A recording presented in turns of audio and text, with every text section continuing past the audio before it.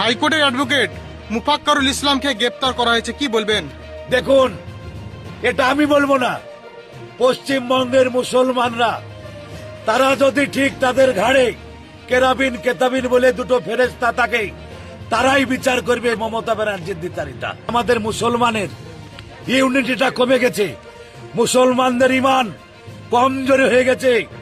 এই মুসলমানের ইমান কমজোরি হওয়ার কারণে আজকে আমরা এইভাবে সরকারের প্রত্যেকটা ঘাত প্রতিঘাতে আমরা মুসলমান হলেই আঘাতপ্রাপ্ত হচ্ছি। আজকে হাইকোর্টের উকিল মুফাক্কিরুল ইসলাম একজন হাইকোর্টের অ্যাডভোকেট, উনি কি বলেছিলেন যে মুসলমানরা এবং যাদের ভোটার লিস্ট থেকে নাম কেটে বাদ গেছে তাদের ভোটার লিস্টের নাম না তোলা অব্দি আমরা এই আন্দোলন চালিয়ে যাব। এই কারণে উনি একটা আন্দোলন করেছিলেন। তাই তার জন্য মমতা ব্যানার্জির সিআইডি দপ্তর ইলেকশন কমিশনের আন্ডারে নেই। এই কারণে মমতা ব্যানার্জির প্রশাসনকে দিয়ে না পেরে সিআইডি দপ্তরের অফিসারকে দিয়ে আমার মুসলমান ভাই, আমার মুসলমান দরদি উকিল সাহেব অ্যারেস্ট করেছে।